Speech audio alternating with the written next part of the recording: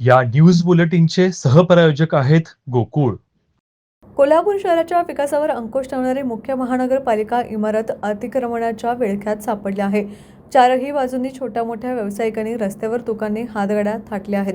यामध्ये महानगरपालिकेचा श्वास कोलमडला जातोय, तरीही आयुक्त लक्ष देत नाहीत. शहरातील इतर रस्त्यावरील पदपथांवरील अतिक्रमणे काढली जातात, तर महापालिकेच्या सभोवतालची अतिक्रमणे का हटवली जात नाहीत?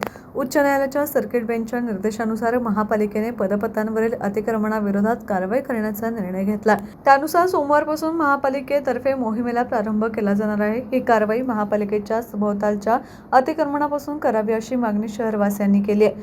शहरातील रस्ते दुरुस्तीविषयक प्रलंबित जनहित याचिकेच्या सुनावणी दरम्यान सर्किट बेंचने पदपथांवरील अतिक्रमणांबाबत काही निर्देश दिले आहेत.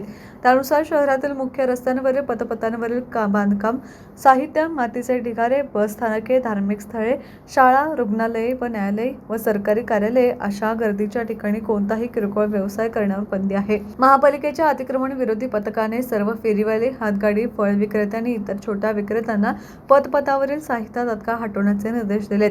शहरातील अशा सर्व प्रतिबंधित ठिकाणी व्यवसाय करू नये, शहरातील वाहतूक व्यवस्थेला अडथळा निर्माण होऊ नये यासाठी सहकार्य करावे असे आवाहन महापालिकेच्या वतीने करण्यात आले असले तरी आजही अतिक्रमणे स्वतःहून काढून घेतलेली नाहीत. महापालिका मुख्य इमारती भोवतीची रस्त्यावर अतिक्रमणांचा विळखा आहे. महापालिकेचे वरिष्ठ अधिकारी रोज ये-जा करताना हे सर्व दृश्य दिसत असतानाही सर्वजण शांत आहेत.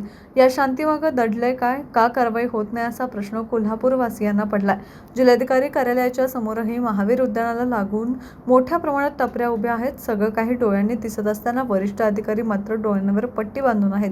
शहरामध्ये वाहतुकीला अडथळा होऊ नये यासाठी कठोर पावले उचलणे गरजेचं आहे.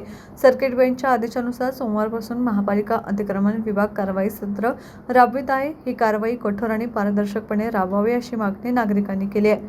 टीव्ही नेक्स्ट मराठीसाठी कॅमेरामन तुषार पाटील.